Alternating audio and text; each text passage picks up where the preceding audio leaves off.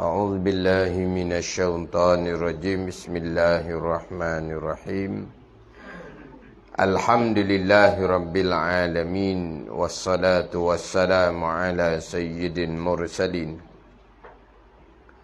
وعلى آله وصحبه أجمعين رب اشرح لي صدري ويسر لي أمري wahlul 'uqdatam min lisani yafqahu qawli subhanaka la ilma lana illa ma 'allamtana innaka antal alimul hakim wala haula wala quwwata illa billahil aliyyil azim. Kitab Al-Misbahul Munir, muka surat 17, baris yang ke-13 daripada bawah. Baris yang ke-13 daripada bawah. Qala al-muallifu rahimahullahu ta'ala wa nafa'ana bi'ulumihi amin. Dan dalil bersalahan Allah Ta'ala bagi segala yang baru. Dan dalil ni yang menunjukkan. Dia dalla yadullu dalilan, fahuwa dalla yadullu dilalatan, fahuwa dalilun. Dalil ni isim fa'il lah. Dalla yadullu dilalatan, fahuwa dalilun. Mana apa? Yang menunjuk. Dalil yang menunjuk, yang wirti. Tapi dalil ni jadi bahasa Melayu lah. Asal dia bahasa Arab lah dalil ni. Jadi bahasa Malaysia. Dalil ni ada dalam kitab Jawi, dia terjemuh dengan pengecaman. Dalam kitab apa? Pengecaman.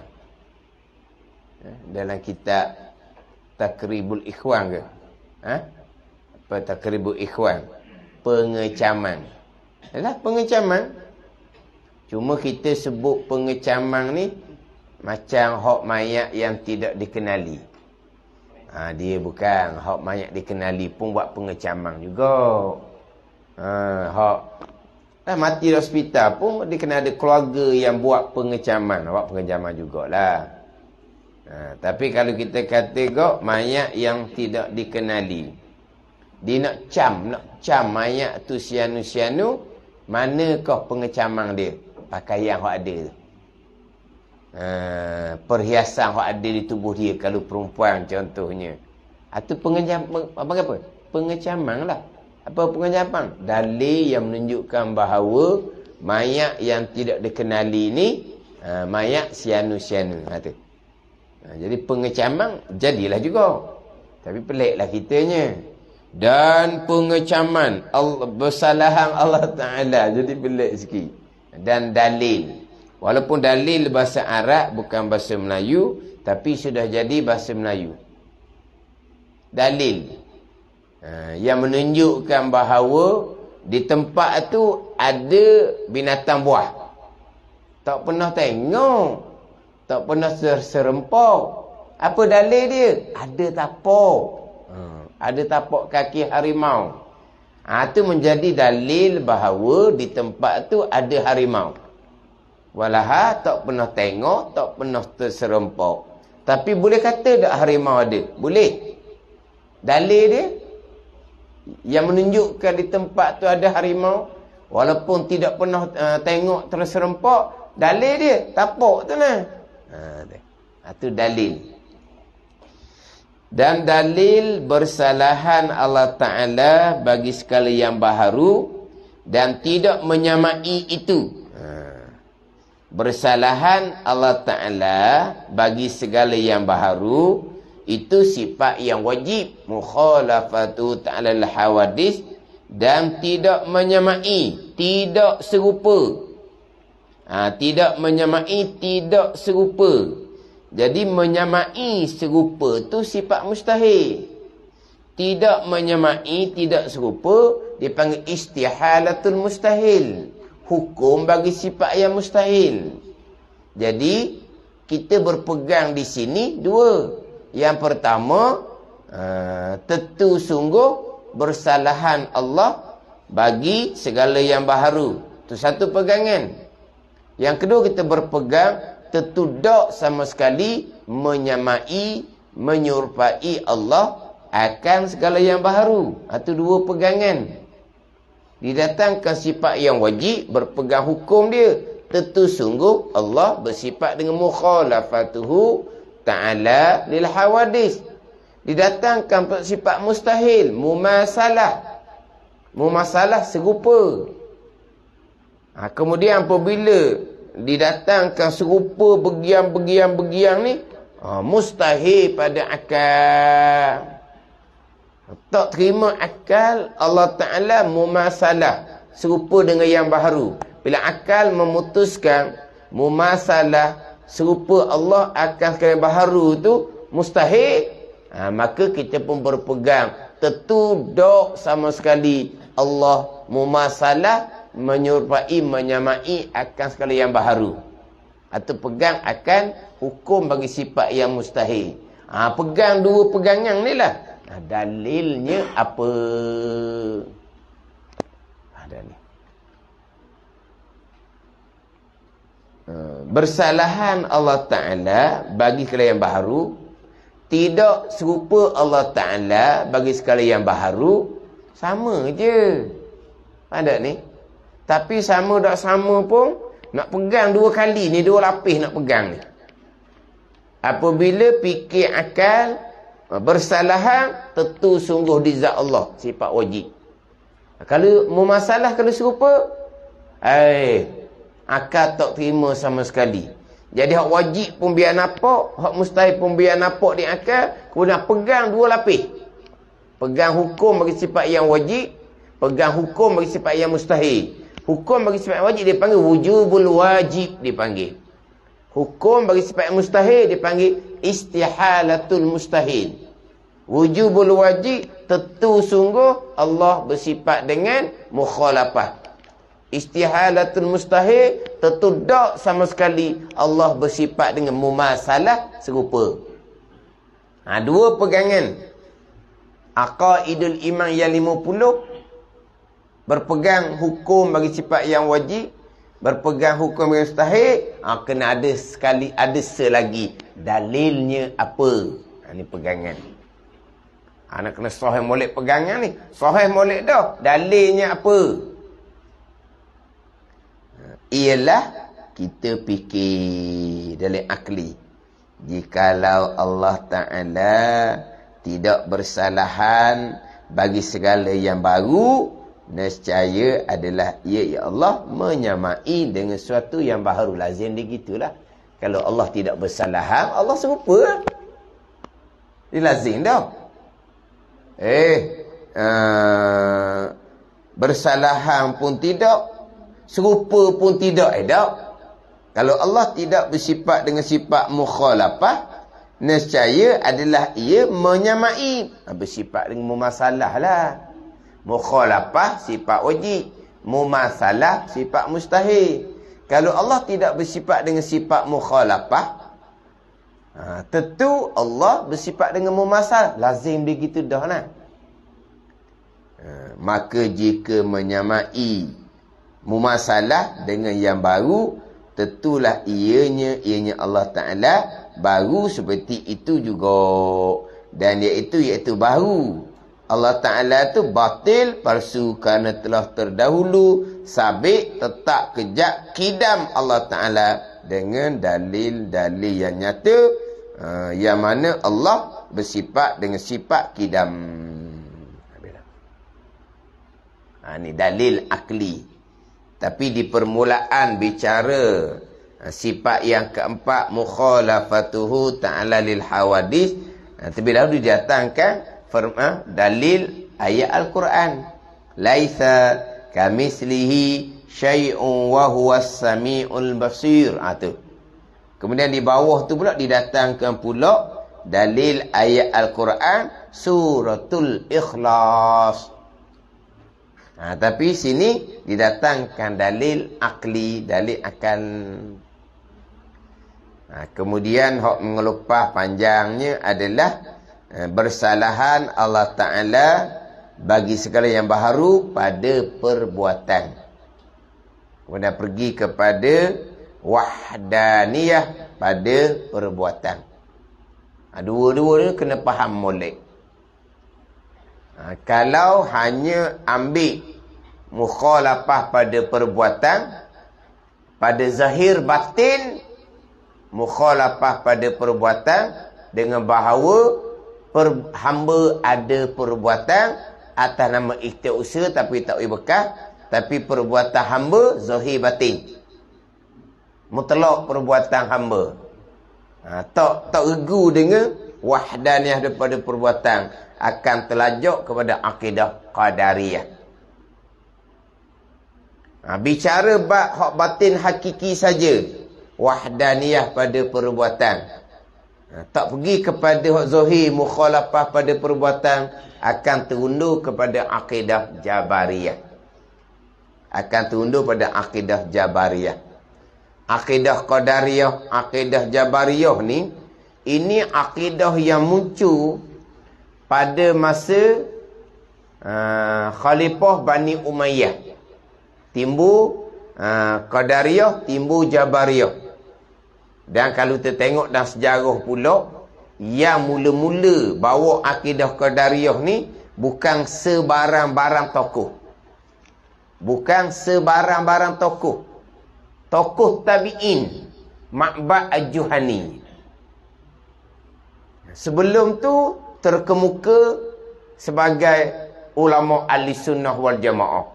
Tapi Ma'bad Al-Juhani, mana tabi'in, tokoh tabi'in yang baik masa tu, tiba-tiba bawa akidah qadariyah. Itu dinyatakan oleh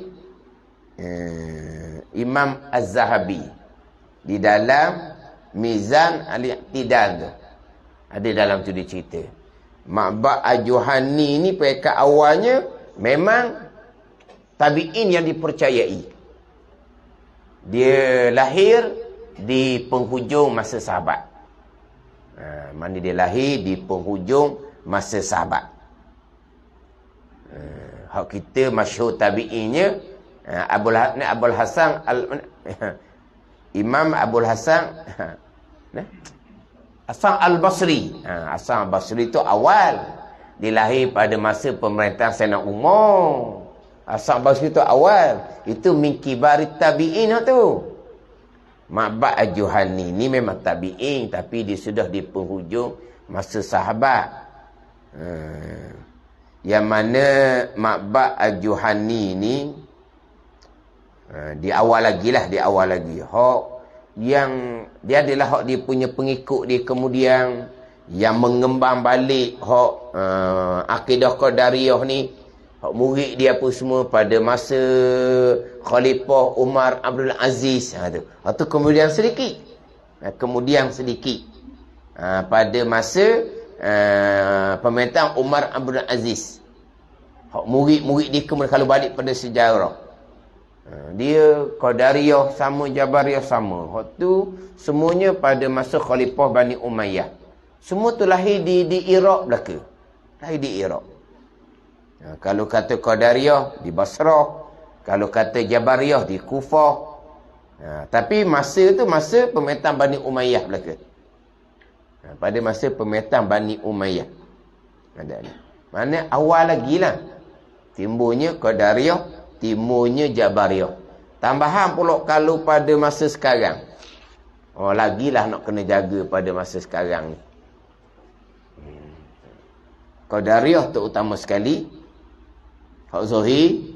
Jabariyah pula orang hak salah pengajian.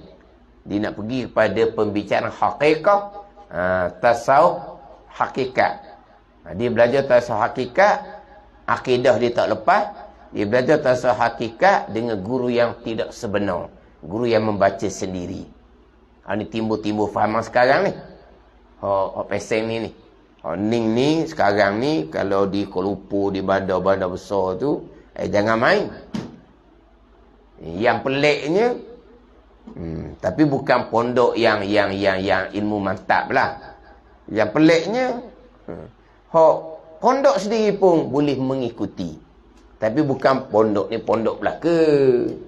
Tapi pondok yang gurunya bukan guru yang mantap, boleh ikut. Fahamang ni.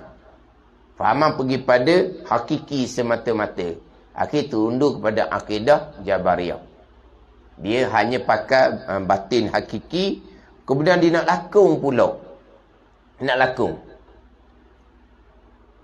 Dia dalam bab ikhtiar usaha lah kita bicara ni Qadah Jabariyah ni. Dalam kitab Ad-Durrun Napih. Dan kitab Ad-Durrun Napih. Tasawuf haqiqah. Ad-Durrun Napih ni kalau ikut undang-undang lah. Berubah dah wallahu alam lah. Di Terengganu kita tak boleh baca. Kita Hikam boleh baca. Tak Ad-Durrun Napih tak boleh baca. Diharamkan lah.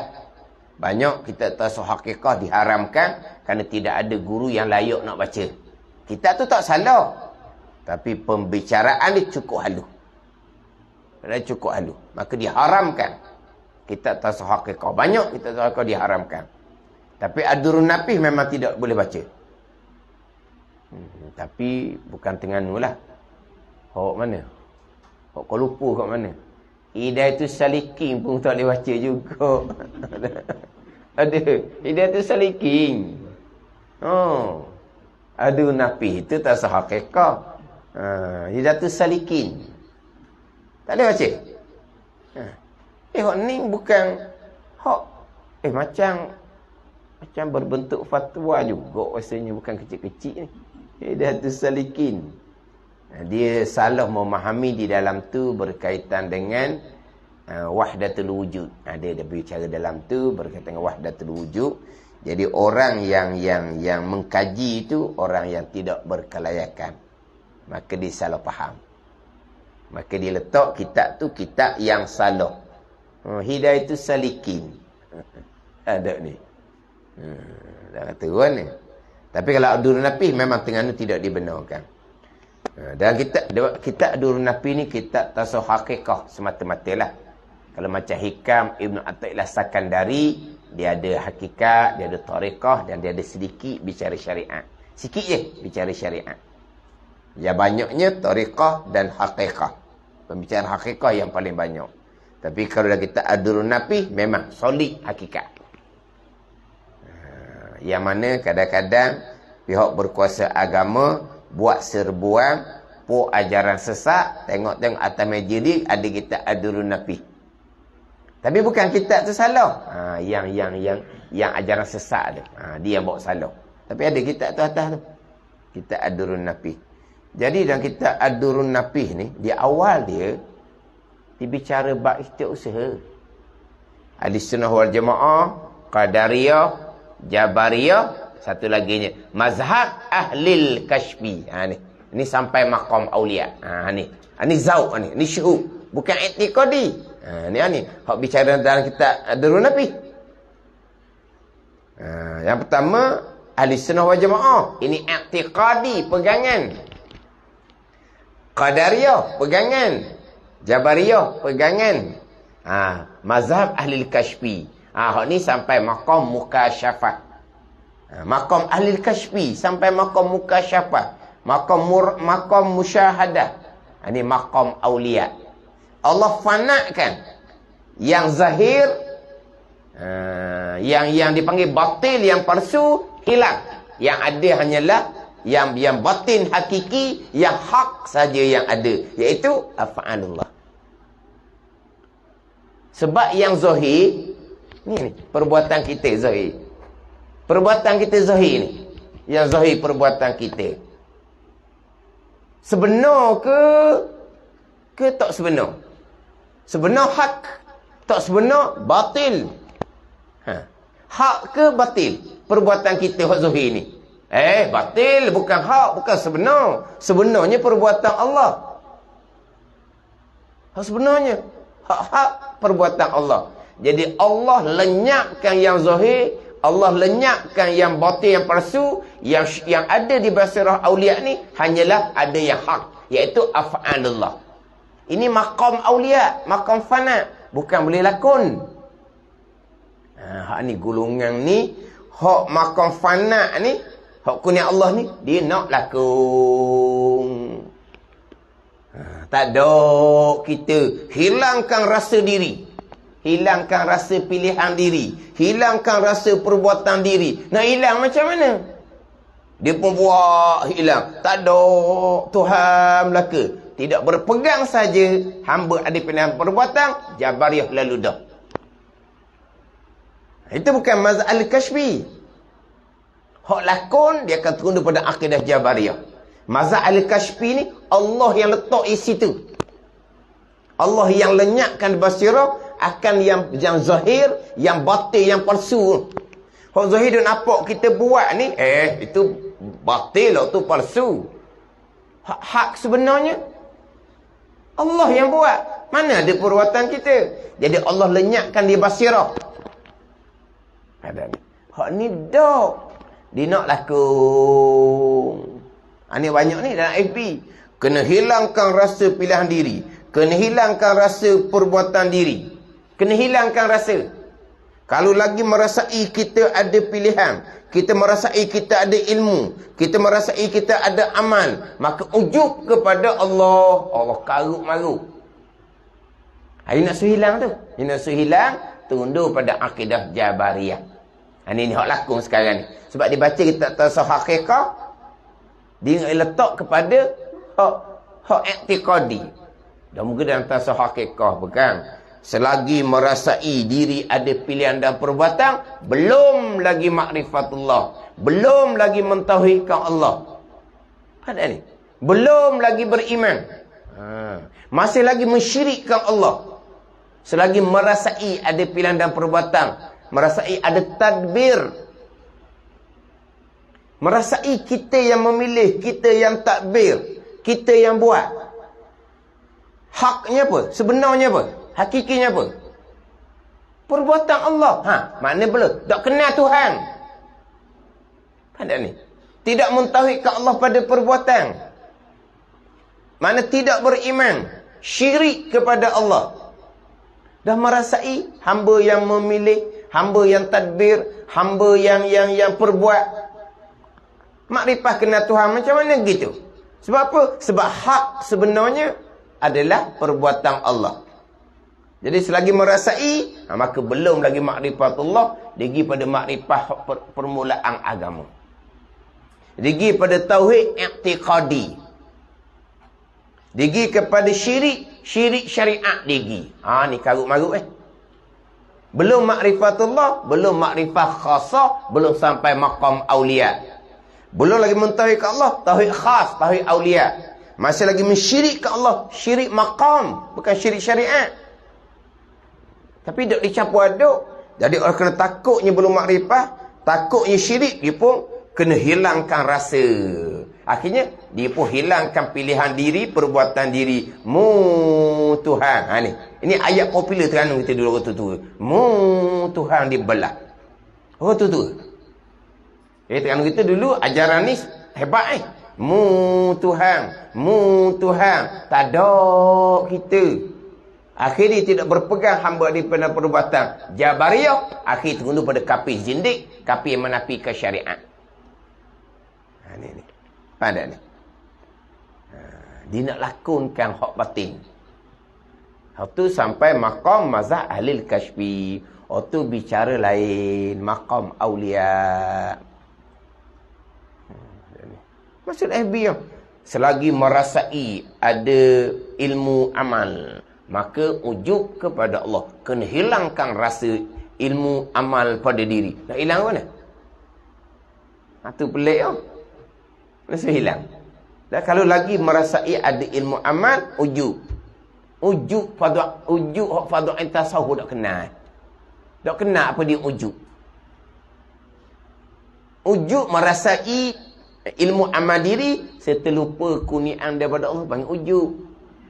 Lepas tu dah kita Minhajul Abidin, lawan kepada ujuk, zikrul minnah, ingat akan kurniaan daripada Allah. Tak boleh nak hilang rasa pilihan dan ilmu dan amal diri, bukan wajib berpegang di akidah. Amal tu adalah pilihan dan perbuatan kita. Wajib berpegang, nak hilangkan macam mana? Dia lakukan. Ni timbul pelik-pelik ya. Saja aku semayang, syirik. Mana ada saja aku semayang? Allah semayang. Allah boleh dicakap. Ni dia ada peringkat-peringkat lah. Yang terpesong ni dia ada peringkat-peringkat. Tapi dia ada dua situ tu. Kalau bicara hanya pada zahir, hak mukhalafah pada perbuatan, tak mati molek di wahdaniyah pada perbuatan, dia akan pergi pada qadariyah. Kalau hanya fokus kepada wahdaniyah pada perbuatan, hak batin hakiki, hak mukhalafah pada perbuatan ni dia tak pegang molek, dia akan terundur pada akidah Jabariyah. Jadi dua ni memang berlawanan lah. Antara qadariyah dengan Jabariyah ni dia sangat-sangat berlawanan. Dia sangat-sangat berlawanan. Bahkan timbulnya Jabariyah asalnya kerana mereka menentang qadariyah. Timbul Jabariyah dikatakan permulaannya mereka menentang puak qadariyah. Jadi qadariyah timbul awal daripada Jabariyah. Jadi dia menentang puak qadariyah, akhirnya dia terundur kepada Jabariyah. Dia qadariyah timbul dulu, kemudian puak Jabariyah ni asalnya dia lawan puak qadariyah. Asal dia lawan puak qadariyah. Tapi akhirnya terundur kepada Jabariyah. Sebab antara qadariyah Jabariyah ni memang dia sangat berlawanan. Hak ni hak zahir semata-mata qadariyah, hak ni hak batin semata-mata Jabariyah. Di dua pihak yang berlawanan. Tapi saya pernah dengar orang mengajar baca tasawuf haqiqah, pada satu ketika mengajar tasawuf haqiqah memang Jabariyah hak dia bawa. Sebab hak bicara tasawuf haqiqah digi pada bab pegangan. Jabariyah lah gitu. Itu bicara bab syuhud, bab zauq, bab wujdan. Bicara bab makam, bukan bicara bab zahir syariat. Masa dihurah kitab hikam, memang Jabariyah yang dibawa. Tapi bila bicara bab syariat ni pula, jadi nak ahli qadariyah pula. Orang yang sama. Tu pelik ya. Sebab qadariyah dengan Jabariyah, dia tak temu langsung lah. Utara selatan kita panggil. Qadariyah, Jabariyah utara selatan. Tiba-tiba pada satu orang, jika mengajar tasawuf haqiqah, dia mengajar tasawuf haqiqah. Kitab hikam mengajar. Pada ni. Tapi bukan berguru baca sendiri je. Buktinya, dia pergi pada Jabariyah. Tapi bila di masa yang lain, pergi pada bicara bab syariat, bab pegangan, bukan ahli sunnah gitu yang dibawa. Qadariyah gitu. Jadi pelik. Pada dua tu takkan jumpa dua tu. Kalau zahir, pakai zahir saja. Kita ahli sunnah, pakai pegang kedua-dua. Pegang kedua-dua, pada zahir, hamba ada pilihan dan perbuatan. Batin hakiki, balik kepada wahdaniyah pada perbuatan. Ni hak zahir ni. Mukhalafah pada perbuatan, hamba ada perbuatan, tapi tak serupa. Kalau hamba tak ada perbuatan, tak ada timbul serupa, tak serupa tak ke macam mana? Kita beli kereta baru. Kita tanya kawan dia, kereta saya dengan kereta awak serupa ke tak? Bila aku ada kereta? Memang mu tak ada kereta. Tapi kereta baru aku ni serupa tak dengan kereta mu? Tu nak nyuruh kereta baru. Mana boleh gitu? Sekarang ni dia beli kereta baru, yang kawan tu tak ada kereta. Serupa tak kereta baru saya dengan kereta kamu yang tak ada. Tu kata nak seru dia ada kereta. Dia kena sama-sama ada. Kereta baru kamu tu jenis mana? Kereta lama saya ni jenis lain, nak serupa kat mana? Dia serupa tak serupa, barang ada. Sama ada. Sama ada serupa ataupun tak serupa. Kalau tak ada, tak timbul serupa tak serupa. Jadi apabila perbuatan Allah tidak serupa dengan perbuatan yang baharu, berarti yang baharu ada perbuatan pada zahir majazi. Tapi pada hakikinya, balik kepada qada qadar, balik kepada wahdaniyah pada perbuatan. Tapi dia hak mudahnya, hak zahir ni hak mudahnya. Sebenarnya hak banyak sekarang ni, hak zahir ni lah hak banyak. Hak tadi Jabariyah tadi tu, orang yang salah pengajian. Dia belajar ilmu tasawuf haqiqah, tauhid dia tak lepas. Kemudian guru yang dia belajar tu bukan guru yang sebenar, bukan guru yang mursyid. Apa yang ada dalam kitab tasawuf haqiqah tu, dia nak lakon kepada diri dia. Dia renung, masuk. Allah, kena rasa Allah, kena mari Allah. Lupa Allah, syirik. Tapi dia ada peringkat-peringkat dia lah. Hak melampau yang pertengahan, tapi melampau lah. Ada melampau yang jelas-jelas. Sebab peringkat hak jelas ajaran sesat. Tapi hak ni tak jelas. Kadang-kadang diakui, diterima oleh pihak berkuasa agama. Tapi kalau teliti pada bawakan, bukan bawakan ahli sunnah wal jamaah. Bicara tasawuf haqiqah, nak pergi pada akidah Jabariyah. Salah pengajian ilmu tasawuf haqiqah. Bukan tasawuf haqiqah jadi Jabariyah, tidak. Itu bicara bab hak maqam aulia, itu bicara lain. Ahli sunnah, qadariyah, Jabariyah itu bicara bab syariat, bicara bab pegangan. Bicara bab syariat, bicara bab pegangan. Tapi yang banyak sekarang hak qadariyah, hak zahir. Nak pergi pada hak batin hakiki tu memang agak sukar. Sebab kita ahli sunnah wal jamaah wajib berpegang hamba ada pilihan dan perbuatan. Hamba ada pilihan dan perbuatan, wajib berpegang. Kalau hamba ada pilihan dan perbuatan, pilihan dan perbuatan hakiki hak hamba apa nak kena. Ini hak banyak sekarang ni. Ada sebab peringkat dia membahagikan mana hak perbuatan Allah, hak mutlak, mana hak perbuatan hamba. Perbuatan Allah itulah buat langit, buat bumi, buat siang, buat malam. Hak di hamba ni, perbuatan Allah hanya kelahiran dan kematian. Kelahiran dan kematian. Faham tak? Lahir bila, di mana, ibu mana, bangsa apa, jantina apa, macam mana rupa, putih, hitam ke, itu semua Tuhan belaka. Mati bila, mati di mana, mati bagaimana, hak Tuhan belaka. Hak dalam kehidupan kita ni, kita yang memilih, kita yang melakukan. Mutlak, sebab Allah letak dah upaya pada tubuh kita. Ni hak qadariyah. Ni banyak sekarang. Sebab Allah letak dah upaya pada diri kita. Maka kita yang memilih sendiri, kemudian kita yang buat sendiri. Allah mengetahui, Allah melihat, Allah membalas baik atas pilihan dan perbuatan baik, Allah membalas buruk atas pilihan dan perbuatan buruk. Ada ni. Sebab apa? Kalau pergi kepada pilihan perbuatan buruk tu hak Tuhan juga, Allah balas buruk dari akhirat, maka timbullah dia kata Allah zalim. Ini banyak fahaman seumpama ni sekarang ni. Akhirnya bukan hak buruk sahaja hak hamba, hak baik pun hak hamba juga. Ini memang banyak rakaman ni. Dia macam-macam cara bawakan lah. Dia macam-macam cara dia. Tapi maksud dia sama saja. Maknanya, apa yang berlaku dalam kehidupan kita, pilihan hamba, usaha hamba, mutlak hak hamba sebab Allah letak upaya. Gitu je. Hak banyaknya.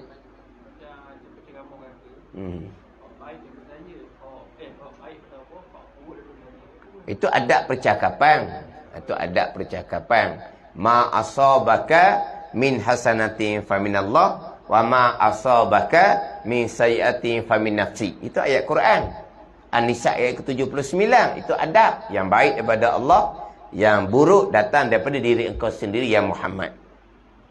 Ayat surah An-Nisa ayat ke-78 sebelum tu, kullum min indillah. Kata oleh ya Muhammad, sekalian perkara datang daripada Allah Subhanahu wa taala, baik ataupun buruk. Itu adab percakapan. Yang baik daripada Allah, yang buruk datang dari hamba sini. Itu adab percakapan, itu bukan pegangan. Tapi hak timbul sekarang ni, memang hak buruk tu pilihan perbuatan hamba mutlak. Sehingga kan yang baik pun pilihan dan perbuatan hamba mutlak. Ada ni. Kalaulah dia asalnya perbuatan buruk, tapi dia naik sampai kepada perbuatan yang baik. Maknanya hanya bicara hak ni, hak zahir saja. Memanglah zahir. Hamba yang memilih, hamba yang melakukan. Allah yang mengadakan dia tiada pada ada. Mana? Tubuh kita Allah mengadakan dia tiada pada ada.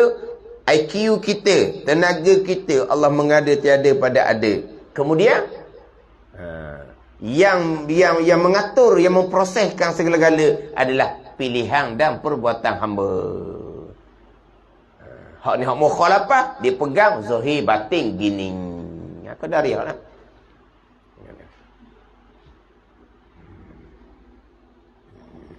Jadi kita cerita bab mukhalafah pada perbuatan, kena sekalikan dengan bicara wahdaniyah pada perbuatan.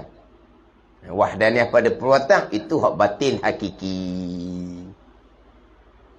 Hak batin hakiki ni, kalau kita nak huraikan wahdaniyah pada perbuatan, kita kata tiada bagi yang baharu satu perbuatan yang serupa dengan perbuatan Allah.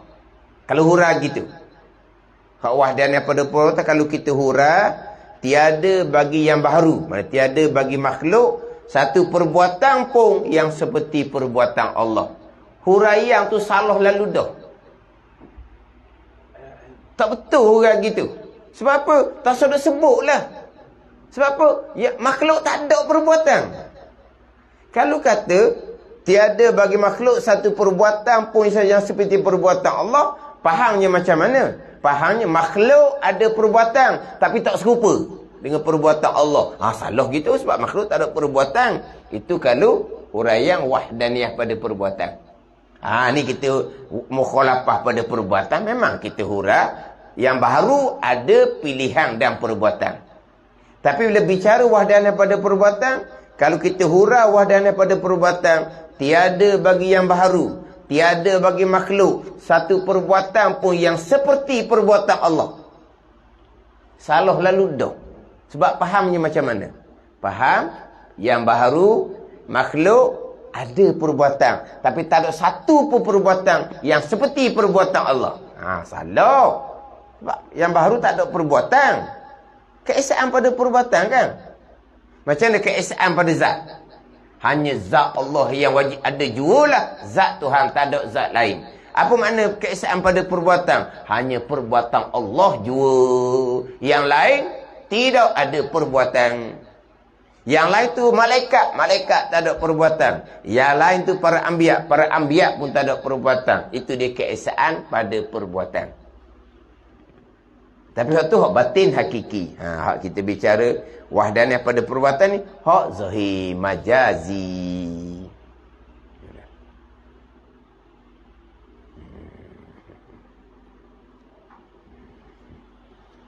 Hak banyaknya qadariyah, hak timbul jabariyah, hak salah pengajian tadi. Salah pengajian tasawuf hakikah.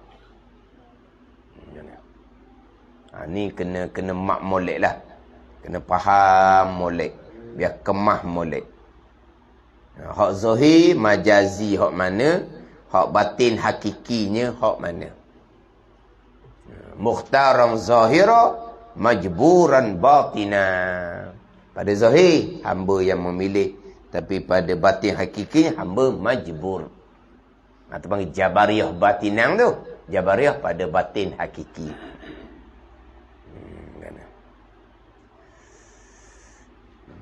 Dia ikhtiar hakiki milik Allah Subhanahu wa ta'ala. Wa rabbuka yakhluqu ma yasha' wa yakhtar. Bermula Tuhan engkau ya Muhammad menjadi ia barang yang ia kehendak, barang yang ia pilih. Jadi khalik hakiki hanyalah Allah Subhanahu wa ta'ala. Kehendak hakiki milik Allah. Pilihan hakiki milik Allah Subhanahu wa ta'ala. Ikhtiar hakiki hanya tertentu bagi Allah Subhanahu wa ta'ala.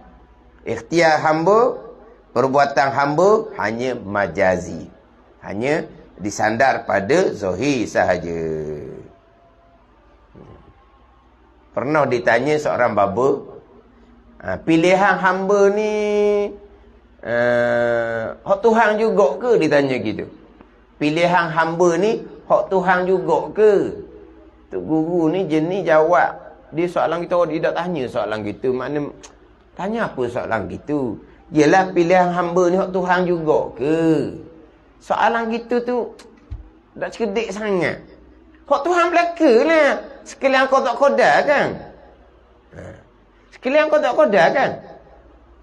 Hak Tuhan belaka lah. Dia tanya pula, dah pilihan hamba ni hak Tuhan juga. Tu jawab kan? Sambil-sambil ngilah, sambil ketawa. Aweh, kalau dah hak Tuhan mari mana lagi? Mana hak Tuhan belaka lah. Tapi tu budak layan mana? Tu pun hurah mak saya, budak layan mana ni? Dijawab secara saya ngilah. Hak ni tanya, pilihan hamba nak Tuhan juga. Tu pun sambil ketawa. Aweh, kalau bukan hak Tuhan bagi mana? Kata tu jalan hak tajuk dia. Dia tak orang panjang tu. Sebab apa? Sekalian kau tak kodar nak pergi ke mana lagi? Mati hak tu Siang kau tak kodar, berpegang ada penanda perbuatan hanya pada zahir saja. Hakikinya sekian qada qada. Duk tanya lagi, dah pilihan kita ni qada hak Tuhan juga. Oh, dak tanya dah. Ini hanya bicara pegangan, ingatan di hati. Tak ada lah, kita belakalah. Macam mana nak hadir di hati, nak rasa di hati, nak menjiwai di hati. Itu tak menjadi kewajipan. Dikatakan hak tu, nak perakak selagi. Nak rasa di hati, mocik-mocik ayah haji, nak rasa di hati, nak menjiwai hati, ikutlah zikir kami. Ikut zikir kami, zikir banyak ni ratus ribu. Mocik-mocik ayah haji akan boleh rasa, dia kata. Lagi perakak tu pula. Bak syariat pun tak lepas, dia nak pergi perakak hak tarekah pula. Yang makcik-makcik ayah haji ni tak ada ilmu tarekah, nak kenal sebenar tak sebenar. Hak yang bawa tu memang dia kata dia nombor satu. Tarekah dia hak paling nombor satu. Kita nak ikut ni ilmu dia ke tak? Dia perakak. Sebab apa? Nak jadi rasa. Tok cerita bak pegangan sifat 20. Tu duk muka pitu, dia kata. Duk muka pitu, tak masuk dalam rumah, dia kata. Duk muka pitu je. Ni, main akal ni. Akal je dia kata, akal. Ni, tak meresap ke dalam ni. Dia panggil apa? Duk muka pitu, tak masuk dalam rumah. Nak masuk dalam rumah ni, ikut dia. Ni, main akal dia kata. Kita bukan akal. Akal wasilah. Kita i'tikad ni, hati i'tikad. Mana i'tikad ni akal? Akal, hukum akal. Hak ni wasilah tangga. Kita aqaidul iman yang 50 i'tiqad, qada qada i'tiqad. I'tiqad ni pegangan di hati. Siapa sebut akal? Mana kita duk mengajar ni 40 ni akal, dia kata. Mana tak sampai ke Tuhan, duk muka bitu, tak merasai, tidak menjiwai, tidak duk mengaji saja ilmu dia kata, tak masuk dalam. Nak masuk dalam ikut zikir dia. Dah sebenar tak zikir dia. Kena ada ilmu pula sebenar ke tak. Ni biasa orang main jumpa ustaz. Hak saya ikut tu betul ke tak? Awak tak boleh tanya saya.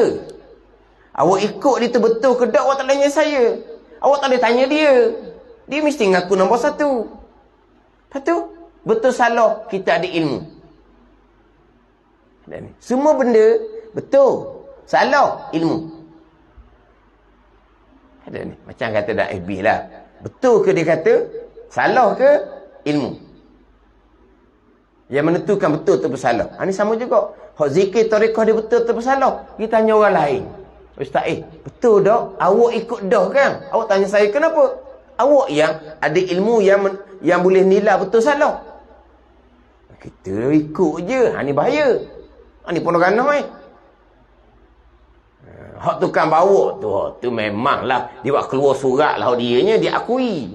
Siapa yang akuinya? Orang berkenaan. Siapa orang berkenaan tu? Sebalah je pada sebenarnya. Serupa je. Dia naik sepekat-pekat tu, perangkat orang panggil. Dah tak cukup. Kita berpegang, selesai. Hati tak mari. Hak hati kita apa? Sentiasa pelihara bab hukum hakam. Kena ingat di hati.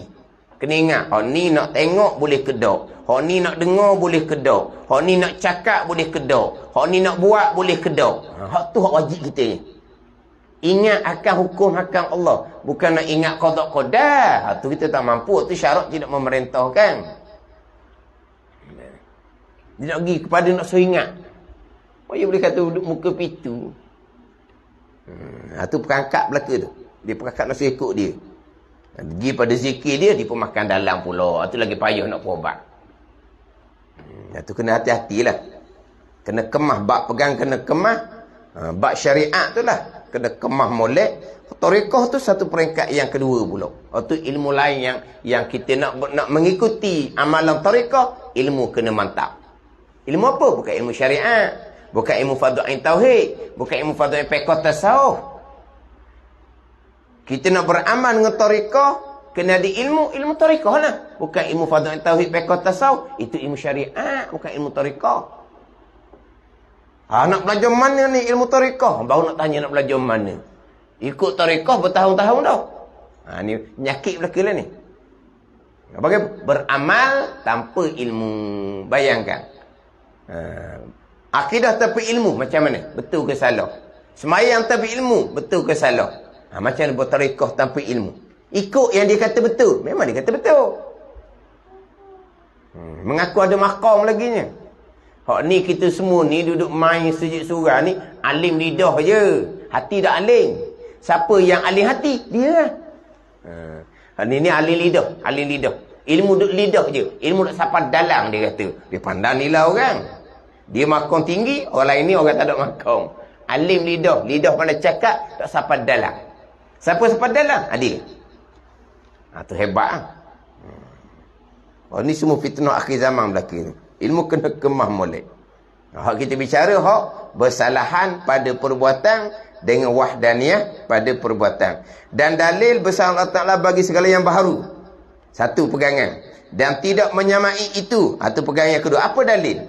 Ialah kita fikir. Ini dalil akli. Jikalau Allah Ta'ala tidak bersalahan bagi segala yang baharu. Dengan mana Allah menyamai. Allah serupa. Bagi segala yang baharu. Nescaya adalah ia ya Allah menyamai dengan sesuatu yang baru ini. Kalau Allah tidak bersalahan, Allah serupa. Maka jika menyamai, jika serupa dengan yang baharu, Allah serupa dengan yang baharu, tentulah ia ya Allah baru seperti itu juga. Sama-sama baru lah. Sama-sama baru. Dan iaitu baharu Allah Ta'ala batil, palsu. Palsu macam mana? Kerana telah terdahulu sabit, tetap qidam. Kejap dah kita pegang di akidah Allah bersifat-sifat qidam dengan dalil-dalil yang nyata dahulu. Dalil Al-Quran, dalil akad, jelas dah dahulunya. Kejap dah kita pegang Allah bersifat dengan sifat qidam. Berarti Allah bukan baharu. Bila Allah bukan baharu, Allah tak akan serupa dengan suatu yang baharu. Maka tetaplah bersalahan Allah Ta'ala bagi segala yang baru dan tidak menyamainya. Dua ni. Satunya, tetap kejak di akidah kita, Allah Subhanahu Wa Ta'ala bersifat dengan mukhalafatul lil hawadith dan tidak bersifat dengan mumasalatuhu lil hawadith. Tetap kejak dah. Yang mana tetap kejak di akidah kita bersalahan Allah bagi segala yang baharu dan tetap kejak di akidah tidak menyamai Allah bagi segala yang baru. Itulah pengakuan yang sebenar yang membetuli dengan pengakuan Tuhan dalam Al-Quran. Jadi kita duk pegang ni membetuli bertepatan dengan akidah Al-Quran. Mana akidah Al-Quran? Qul huwallahu ahad. Allahus samad. Lam yalid wa lam yulad wa lam yakul lahu kufuwan ahad. Al-Ikhlas ayat yang pertama hingga ayat yang keempat. Dia nak comelnya Al-Ikhlas ayat yang kedua hingga ayat yang kelima. Ayat yang pertama, Bismillahirrahmanirrahim. Ni kalau kita ikut mazhab Syafi'i lah. Kalau kita buka ni terjemahan pimpinan Rahman, surah Ikhlas 4 ayat, surah Kausar 4 ke 3. Surah yang paling pendek surah Kausar. Inna a'tainakal kausar fasalli li rabbika wanhar inna syani'aka huwal abtar. 3. Dia kata 3 ayat. Kita buka pimpinan Rahman, dia kata 3 ayat. Surah yang paling pendek. Kalau mazhab Syafi'i tidak, 4. Bismillah ayat pertama. Ini sama ni. Ni jadi suratul Ikhlas 4 ayat. Ayat yang pertama, Qul huwallahu ahad. Ayat pertama. Ayat pertama, Bismillahirrahmanirrahim. Kalau mazhab Syafi'i lah. Tapi kalau jumhur mazhab yang lain, begitulah. Ayat pertama, Qul huwallahu ahad lah. Dia kalau tengok dalam pimpinan pimpinan Rahman tu, kalau ikut pada dia punya ayat, mazhab Hambali lah kalau kira. Sebab dia pimpinan Rahman ni, Bismillahirrahmanirrahim, suratul Fatihah saja bulat tu ayat nombor 1. Bismillahirrahmanirrahim Al-Baqarah ada. Alif Lam Mim bulat ayat yang pertama. Ada ni. Maka di sini Qul huwallahu ahad bulat ayat yang pertama. Allahu samad bulat ayat yang kedua. Walam yakul lahu kufuwan ahad bulat ayat keempat. Itu pimpinan Rahman. Itu mazhab Hambali. Kalau mazhab Hanafi Maliki, Bismillah Fatihah tu bukan ayat pertama dah. Kalau mazhab Hambali, Bismillah Fatihah ayat pertama. Tapi Bismillah di baki surah tu kan. Dia 114, satu tak ada Bismillah. Jadi 113. Jadi 112 tu, Bismillah bukan ayat pertama. Fatihah saja Bismillah ayat pertama. Ada ni. Kalau pimpinan Rahman, ada sama dengan mazhab Hambali. Jadi sini ni tengok Al-Ikhlas ayat pertama hingga ayat keempat. Jadi mana Bismillahirrahmanirrahim? Tak ada lah. Tak ada. Ni mungkin dia ambil tengok pimpinan Rahman. Tapi memang bukan dari pimpinan Rahman. Tengok Quran yang kita baca tu. Tengok Quran yang kita baca tu. Mungkin tak tengok bulat ke? Tak tengok bulat ke? Bismillahirrahmanirrahim. Dia ada bulat. Fatihah je.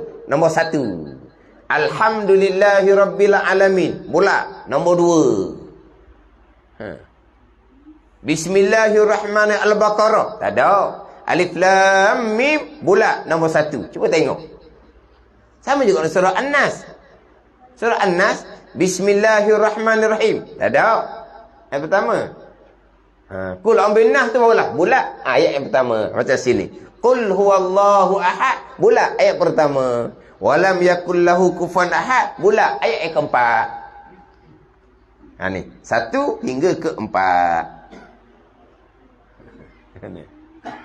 Tu jadi surah Al-Kausar di 3 ayat. Ada dak 4 ayat kalau mazhab Syafi'i lah. Artinya katalah wahai Muhammad, Allah itu satu. Qul huwallahu ahad. Allah itu satu esa. Itu tempat nak bicara. Bukan. Ni wahdaniah. Salah dah.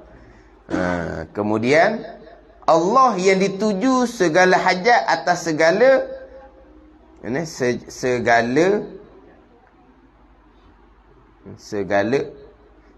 atas segala mengekalinya sentiasa. Allah itu Allah Ta'ala itu satu Tuhan yang dituju, tumpuan segala hajat. Wa iyyaka nasta'in. Allah juga tumpuan segala hajat. As-Sama' tu asma' Allah. As-Sama' asma' Allah. As-Sama' asma' Allah satu kali saja disebut di dalam Al-Quranul Karim. Satu kali saja. As-Sama' satu kali saja disebut dalam Al-Quranul Karim. As-Samad apa ni? Allah lah tepat tupu, tepat tuju segala hajat. Tanda ni. Ini hakiki. Wa iyyaka nasta'in. Akan dikau jua ya Allah, kami minta pertolongan. Tidak kami minta pertolongan kepada yang lain. Tidak kami minta pertolongan pada yang lain. Ada pun sebab musabab atau kena cari orang. Ini bicara hakiki. Wa iyyaka nasta'in, akan dikau jua ya Allah, kami minta pertolongan. Lepas tu minta tolong orang tu lah, minta tolong orang tu lah. Wa iyyaka nasta'in macam mana? Itu sabab musabab. Ada ni. Tu kena faham pula situ. Tapi kalau bicara hakiki, minta tolongan pada orang lain, mensyirikkan Allah. Itu bukan bicara syariat. Ni salah pengajian ni. Salah pengajian tasawuf haqiqah. Orang sekarang banyak Tuhan, dia kata. Banyak Tuhan. Hak sembuh. Banyak kepala, banyak kaki tu. Tu banyak Tuhan. Kita orang Islam mana banyak Tuhan. Minta tolong orang tu, minta tolong orang ni. Tak ada Tuhan, dia kata. Sedap dia cakap. Ni salah pengajian. Dia tanya, dah Haji duduk rumah, tak minta tolong dengan Mak Haji? Minta tolong, dia kata. Lepas tu, banyak Tuhan. Allahumma lah, apa nak panggil Mak Haji? Mak Haji nak air, Allahumma. Kenapa panggil Mak Haji? Lepas tu nak pergi ke mana-mana, panggil anak menatu bawa. Ada tu? Bukan minta tolong anak menatu. Anak menatu dia Tuhan. Ni dia nak menafikan syariat. Ni kata boleh menafikan syariat ni. Tolong mendunia sunnah Nabi SAW yang baik. Sunnah Nabi. Hakikinya hadis Tirmizi itulah. Iza sa'alta fas'alillah. Wa iza sta'anta fasta'in billah. Minta dengan Tuhan. Mohon pertolongan dengan Tuhan. Itu hak batin. Itu hakiki.